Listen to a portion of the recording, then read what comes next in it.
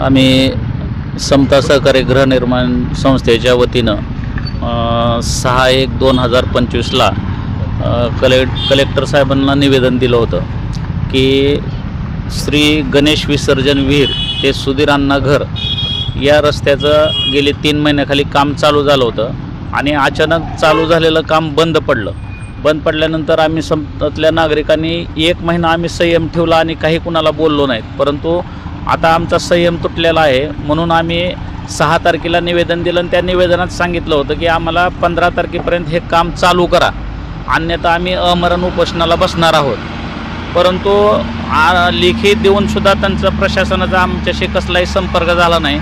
त्यानंतर मी आज 16 तारखेला अमरण उपोषणाला बसलेलो आहे आणि मागणी एवढीच आहे की हे चालू काम कशामुळं नगरपालिकेनं थांबवलं हे आम्हाला सांगायला तयार नाहीत.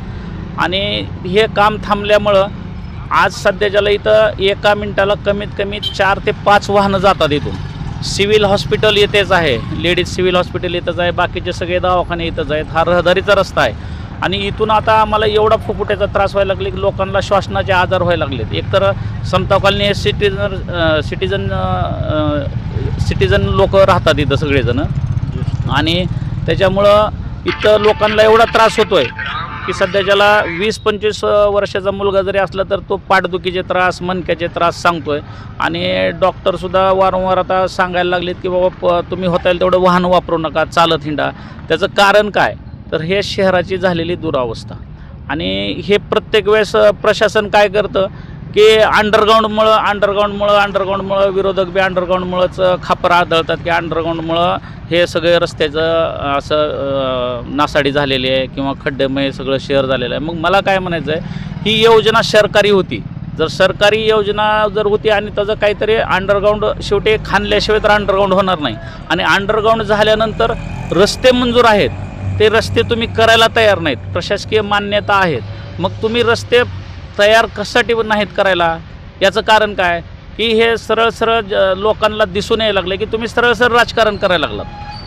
जेणेकरून अंडरग्राऊंडमुळं समाजात एक मेसेज काय चालला आहे तुमचा की अंडरग्राऊंडमुळं हे शहराचे सगळे रस्त्याची वाट लागली. पण मला काय म्हणायचं, मग ते अंडरग्राऊंड झाल्यानंतर त्याच्यावरील रस्ते होते, ते रस्ते का तुम्ही करत नाहीत?